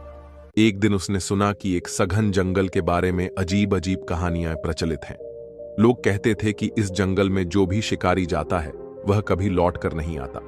श्रीकांत ने मुस्कुराकर कहा, जब तक मैं इस जंगल को पार ना कर लूं, मुझे चैन नहीं आएगा। श्रीकांत के साथियों ने उसे बहुत समझाया कि वह जंगल में अकेले ना जाए, लेकिन उसके मन में एक अजीब जिज्ञासा थी। एक दिन सुबह के समय उसने अपने 5 वफादार जानवरों को साथ लिया और घने जंगल की ओर निकल पड़ा। कुछ ही दूर जाने पर उसने एक हिरनी देखी, जो बिल्कुल सफेद थी, जैसे रुई के फाहे से बनी हो। वह हिरनी बड़ी फुर्ती से भाग रही थी। श्रीकांत ने तुरंत अपने घोड़े को ऐड़ लगाई और हिरनी का पीछा करने लगा। उसके जानवर भी उसके पीछे पीछे दौड़ पड़े। हिरनी बहुत तेज थी और श्रीकांत उसे पकड़ने के लिए लगातार घोड़ा दौड़ता रहा। भागते भागते वह जंगल में बहुत दूर निकल आया। उसके साथी महल में उसकी राह देखते रहे, लेकिन जब सूरज ढल गया और वह वापस ना लौटा तो वे घबरा गए। आखिरकार वे अकेले ही महल लौट गए और राजकुमारी को पूरी बात बता दी। राजकुमारी ने जैसे ही सुना कि श्रीकांत लापता हो गया है, वह घबराकर बेहोश हो गई। महल में हड़कंप मच गया। इधर श्रीकांत लगातार हिरनी का पीछा करता रहा। कई घंटे बीत गए, लेकिन उसने हिरनी को अपनी आंखों से ओझल नहीं होने दिया। दौड़ते दौड़ते वह बुरी तरह थक चुका था। तभी अचानक उसकी नजरों के सामने से हिरनी गायब हो गई। अब उसे एहसास हुआ कि वह जंगल के बेहद अंदर तक आ गया है। चारों ओर अंधेरा घिरने लगा था। उसने अपनी कमर से सींग निकाला और पूरी ताकत से बजाया, लेकिन दूर दूर तक कोई आवाज नहीं आई। थक कर वह घोड़े से उतरा और एक बड़े पेड़ के नीचे ठहर गया। उसके जानवर भी आकर उसके पास बैठ गए। कुछ देर बाद उसने लकड़ियां इकट्ठा की और आग जलाई। आग की गर्मी से हल्की रोशनी फैल गई। अभी उसे बैठे कुछ ही समय हुआ था कि उसे किसी के कराहने की आवाज सुनाई दी। वह चौकन्ना हो गया। उसने चारों ओर नजर दौड़ाई, लेकिन कोई नजर नहीं आया। फिर वही आवाज आई, इस बार और भी साफ। ओह आह, अरे मैं मरी जा रही हूं। श्रीकांत चौंक गया। उसने ऊपर देखा तो पेड़ की ऊंचाई पर एक बूढ़ी औरत बंधी हुई थी। वह ठंड से कांप रही थी और दर्द से कराह रही थी। ओह बेटा, मेरी हालत बहुत खराब है। ठंड से मेरी जान निकली जा रही है। श्रीकांत ने उसे ध्यान से देखा। उसे उस औरत पर दया आ गई। उसने नरम स्वर में कहा, बड़ी मां, अगर तुम्हें ठंड लग रही है तो नीचे आ जाओ। यहां आग जल रही है, इससे तुम्हें गर्मी मिलेगी। बूढ़ी औरत ने डर कर कहा, नहीं नहीं, मैं नीचे नहीं आ सकती। तुम्हारे ये खतरनाक जानवर मुझे मार कर खा जाएंगे। श्रीकांत मुस्कुराया और बोला, डरने की जरूरत नहीं है। मेरे जानवर किसी को नुकसान नहीं पहुंचाते। आओ, आग के पास बैठ जाओ, तुम्हें ठंड नहीं लगेगी। बूढ़ी औरत कुछ देर चुप रही, फिर धीरे धीरे नीचे उतरने लगी। दरअसल वह बूढ़ी औरत एक जादूगरनी थी। उसने भयभीत स्वर में कहा, नहीं नहीं, मुझे बहुत डर लग रहा है। मैं तब तक नीचे नहीं आऊंगी जब तक तुम अपने जानवरों की पीठ पर यह लकड़ी की टहनी ना छू लो जो मैं नीचे फेंक रही हूं। श्रीकांत को उस पर भरोसा हो गया। उसने कहा, ठीक है टहनी, मुझे दे दो। इतना सुनते ही पेड़ से एक सूखी टहनी नीचे गिरी और श्रीकांत के पैरों के पास आकर ठहर गई। उसने झुककर टहनी उठा ली और बारी बारी अपने सभी जानवरों की पीठ पर उसे फेर दिया। लेकिन जैसे ही टहनी जानवरों को लगी, वे तुरंत पत्थर के बन गए। श्रीकांत यह देखकर हैरान रह गया और कुछ समझ पाता इससे पहले ही जादूगरनी तेजी से पेड़ से नीचे उतर आई। वह झपट कर श्रीकांत के हाथ से टहनी छीन ली और उसे भी उसी टहनी से छू दिया। टहनी के छूते ही श्रीकांत भी पत्थर का बन गया। अब जादूगरनी ने श्रीकांत और उसके सभी जानवरों को उठाकर एक गुफा में डाल दिया। वहां पहले से ही कई लोग जादू के प्रभाव से पत्थर बने पड़े थे। इधर महल में राजकुमारी रोज अपने पति श्रीकांत के लौटने का इंतजार करती रही। लेकिन दिन बीतते गए, हफ्ते गुजर गए, फिर भी श्रीकांत का कोई अता पता नहीं चला। धीरे धीरे राजकुमारी की उम्मीद टूटने लगी और वह उदास रहने लगी। उसका मन हर समय चिंता में डूबा रहता। कुछ समय बीत जाने के बाद श्रीकांत का भाई श्रीनाथ भी घूमते फिरते उसी शहर में आ पहुंचा। सबसे पहले वह उस जगह गया जहां दोनों भाइयों ने विदा होते समय एक पेड़ में चाकू गड़ा था ताकि एक दूसरे की हालत का अंदाजा लगा सकें। श्रीनाथ ने देखा कि जिस दिशा में श्रीकांत गया था वहां की ओर गड़ा चाकू जंग से ढक चुका था, लेकिन पूरी तरह नहीं। इससे उसे समझ आ गया कि श्रीकांत मरा तो नहीं, लेकिन किसी बड़ी मुसीबत में जरूर फंस गया है। जब श्रीनाथ शहर के दरवाजे पर पहुंचा तो वहां के दरबान को लगा कि शायद शहजादा श्रीकांत लौट आया है। वह तुरंत महल की ओर भागा और जाकर खबर दी, शहजादा अपने 5 जानवरों के साथ लौट आया है। यह सुनकर महल में हड़कंप मच गया। सभी को पहले तो आश्चर्य हुआ, फिर खुशी भी हुई। राजा ने तुरंत अपने सेवकों को भेजा कि वे राजकुमार को सम्मान पूर्वक महल में ले आएं। इधर श्रीनाथ ने देखा कि बहुत सारे सिपाही उसकी ओर बढ़ रहे हैं। पहले तो वह डर गया, लेकिन फिर उसे पूरा मामला समझ में आ गया। वह चुपचाप उनके साथ महल की ओर बढ़ने लगा। श्रीनाथ ने मन ही मन सोचा, इस समय मुझे अपने भाई की जगह लेनी चाहिए। बाद में जब सच्चाई का पता चलेगा तब मैं उसे बचाने का उपाय कर लूंगा। महल पहुंचने के बाद उसका भव्य स्वागत हुआ। राजकुमारी को भी पूरा विश्वास हो गया कि यही उसका पति श्रीकांत है। जब वे दोनों अकेले हुए तो राजकुमारी ने इतने दिनों तक दूर रहने की शिकायत की। श्रीनाथ ने सहजता से जवाब दिया, मैं जंगल में रास्ता भटक गया था, अब जाकर सही रास्ता मिला तभी यहां आ पाया। कुछ ही दिनों में उसने श्रीकांत के साथ हुई घटनाओं का पूरा हाल जान लिया। उसे यह भी पता चला कि जंगल में जादू का प्रभाव है। अब वह निश्चय कर चुका था कि वह अपने भाई को बचाने के लिए उसी जंगल में जाएगा। कुछ दिन बाद श्रीनाथ ने कहा, मैं शिकार करने के लिए फिर उसी जंगल में जाऊंगा। बूढ़े राजा और युवा राजकुमारी ने बहुत समझाने की कोशिश की कि वह वहां न जाए, लेकिन श्रीनाथ अपनी जिद पर अड़ा रहा। अगली सुबह वह अपने भाई की तरह 5 जानवरों को साथ लेकर जंगल की ओर चल पड़ा। जंगल पहुंचते ही उसे भी वही सफेद हिरनी दिखाई दी और वह उसके पीछे दौड़ पड़ा, लेकिन शाम तक भी वह हिरनी को पकड़ नहीं सका। रात हुई तो वह उसी पेड़ के नीचे आराम करने के लिए लेट गया जहां उसके भाई ने आग जलाई थी। श्रीनाथ ने भी वैसे ही आग जला ली। थोड़ी देर बाद उसने किसी औरत की कराहने की आवाज सुनी। अरे अरे, यहां कितनी ठंड है। श्रीनाथ ने गर्दन उठाकर देखा तो उसकी नजर जादूगरनी पर पड़ी। बुढ़िया, अगर तुम्हें ठंड लग रही है तो नीचे आ जाओ। और आग सिंह को श्रीनाथ ने कहा, नहीं नहीं, मैं नीचे नहीं आऊंगी। तुम्हारे खतरनाक जानवर मुझे काट खाएंगे। मेरे जानवर तुम्हें कोई नुकसान नहीं पहुंचाएंगे। श्रीनाथ ने भरोसा दिलाते हुए कहा। बूढ़ी जादूगरनी बोली, मैं तुम्हें यह टहनी देती हूं। अगर तुम इसे अपने जानवरों पर फेंक दो तो मैं नीचे आ जाऊंगी। श्रीनाथ को उसकी यह बात सुनकर थोड़ा अचरज हुआ। उसने जादूगरनी से कहा, मैं तुम्हें अपने जानवरों पर पूरा अधिकार देता हूं। तुम खुद नीचे आओ और जो करना चाहो करो, लेकिन अगर अब भी नीचे नहीं आई तो मैं तुम्हें पकाने ऊपर आऊंगा। जादूगरनी हंसते हुए बोली, वाह, बहुत अच्छा, लेकिन अगर तुम मुझे पकड़ना भी चाहो तो पकड़ नहीं सकते। अच्छा, तो अब देखो, श्रीनाथ ने मुस्कुराते हुए कहा और अपनी बंदूक उठाकर निशाना साध लिया। लेकिन लोहे की गोली का जादूगरनी पर कोई असर नहीं हुआ। वह ठहाके लगाकर हंसने लगी। तुम तो अच्छे शिकारी नहीं लगते। पहली ही गोली बेकार चली गई। पहली बार निशाना चूकने पर श्रीनाथ को बड़ा अफसोस हुआ, लेकिन उसने हिम्मत नहीं हारी। उसने दोबारा बंदूक भरी और इस बार अपने कपड़ों से एक चांदी का बटन निकालकर उसमें डाल दिया। फिर उसने जादूगरनी की ओर निशाना साधते हुए कहा, तो अब बच के दिखाओ। जैसे ही गोली लगी, जादूगरनी चीखती हुई पेड़ से नीचे गिर पड़ी। श्रीनाथ तुरंत उसके पास पहुंचा और उसके सीने पर पैर रखकर गरजते हुए बोला, दुष्ट औरत, अगर तूने सच सच नहीं बताया कि मेरा भाई कहां है तो मैं तुझे जलती आग में फेंक दूंगा। जादूगरनी घबराई हुई थी। उसने डरते हुए कहा, ठीक है, मैं तुम्हें सब कुछ बता दूंगी। श्रीनाथ ने गरज कर कहा, तो जल्दी बता, मेरा भाई और उसके जानवर कहां हैं? जादूगरनी ने कांपती आवाज में कहा, वह इस गुफा के अंदर है, लेकिन अब वह पत्थर का बन चुका है।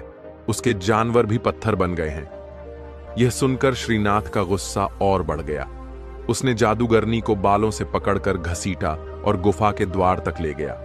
वहां पहुंचकर उसने आदेश दिया, अब सिर्फ मेरे भाई को नहीं बल्कि उन सभी लोगों को अपने जादू से फिर से जीवित करो जिन्हें तूने पत्थर बना दिया है। अब जादूगरनी के पास कोई और रास्ता नहीं था। वह जानती थी कि यदि उसने इनकार किया तो उसका अंत निश्चित है। उसने एक जादुई टहनी उठाई और पत्थर बने सभी जीवों को छूना शुरू किया। जैसे ही उसने श्रीकांत को छुआ, वह धीरे धीरे फिर से इंसान में बदलने लगा। उसके जानवर भी एक एक कर अपनी असली अवस्था में आ गए। लेकिन यह सिर्फ श्रीकांत और उसके जानवरों तक सीमित नहीं था। उसे जंगल में और भी कई लोग थे जिन्हें इस जादूगरनी ने पत्थर बना दिया था। वे सब भी धीरे धीरे जीवित हो गए। चारों तरफ खुशी की लहर दौड़ गई। सभी लोग अपने जीवनदाता श्रीनाथ का आभार व्यक्त करने लगे। जैसे ही श्रीनाथ और श्रीकांत की नजरें मिलीं, दोनों भाई एक दूसरे को पहचान गए। उनकी आंखों में खुशी के आंसू थे।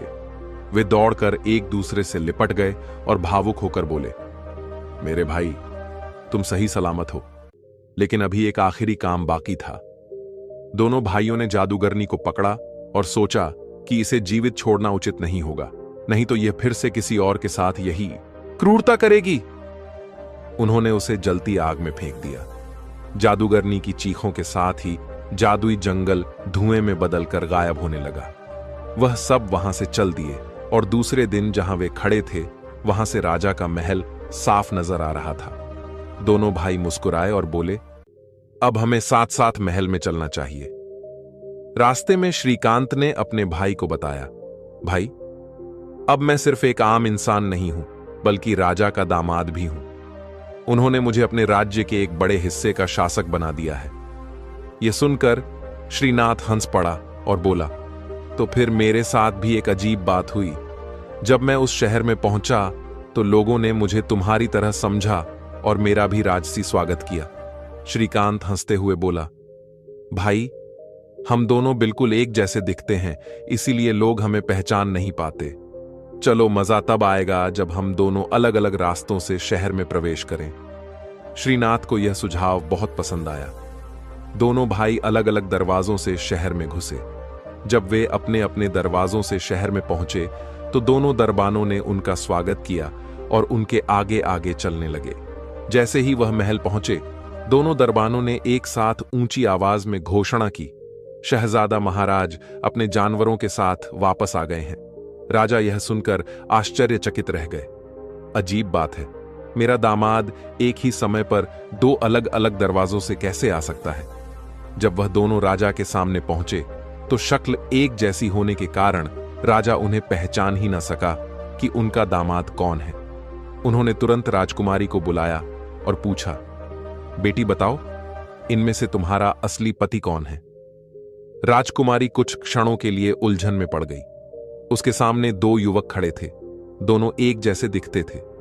दोनों के हाव भाव और पहनावा भी एक जैसा था।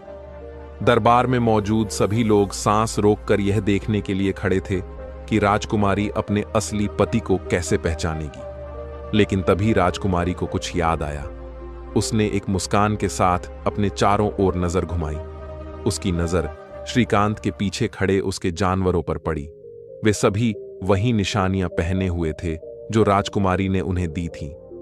शेर की गर्दन में वही माला थी, भालू के पैरों में वही कड़े चमक रहे थे, भेड़िया के पैरों में वही चूड़ियां थीं और खरगोश तथा लोमड़ी ने वही छोटी छोटी रंगीन पट्टियां पहनी हुई थीं। राजकुमारी को अब कोई संदेह नहीं था। उसने आत्मविश्वास से श्रीकांत की ओर उंगली उठाई और बोली, पिताजी, यही है मेरे पति। दरबार में एक क्षण के लिए सन्नाटा छा गया। फिर अचानक जय जयकार की आवाजें गूंज उठीं। राजा दरबारी और नगर के लोग राजकुमारी की बुद्धिमानी पर मुग्ध हो गए। श्रीकांत मुस्कुराए और राजकुमारी की ओर देखकर बोला, तुमने बिल्कुल सही पहचाना। इसके बाद दोनों भाई खुशी खुशी गले मिले। श्रीनाथ भी बहुत प्रसन्न था कि उसे अपना भाई वापस मिल गया। राजा ने श्रीकांत और श्रीनाथ की वीरता और साहस की सराहना की। उन्होंने पूरे नगर में घोषणा करवाई कि इन दोनों भाइयों ने न केवल जादूगरनी के अत्याचार से निर्दोष लोगों को बचाया, बल्कि सत्य और न्याय की रक्षा भी की। समय बीतता गया। श्रीकांत और राजकुमारी ने सुख शांति से अपना जीवन व्यतीत किया। श्रीनाथ को भी एक योग्य राजकुमारी से विवाह करके एक नए राज्य का शासक बनाया गया। उस राज्य में हमेशा के लिए अमन और खुशी का माहौल छा गया। दोस्तों, अगर कहानी जरा सी भी अच्छी लगी हो तो एक लाइक कर दीजिएगा, क्योंकि आपके एक लाइक से हमें बहुत खुशी मिलती है। हमें यह लगता है कि आपको हमारी मेहनत पसंद आई है, और लाइक करने से YouTube इस वीडियो को और भी लोगों तक पहुंचाता है, जिससे हमें भी मेहनत का फल मिल जाता है। और दोस्तों, आप हमारी वीडियो को कहां से देख रहे हैं? आप अपने शहर का नाम और अपने गांव का नाम और अपना नाम लिखकर हमें जरूर बताइए, ताकि हमें यह पता चले कि आप हमारे वीडियो को कहां से देखते हैं। और इस वीडियो को अपने रिश्तेदारों के साथ, अपने फैमिली मेंबर के साथ भी शेयर करें, क्योंकि यह सब कहानी सुनने से बहुत कुछ सीखने के लिए मिलती है। तो चलिए मिलते हैं एक और खूबसूरत कहानी में। तब तक के लिए हमारे चैनल को आप सब्सक्राइब कर लीजिए।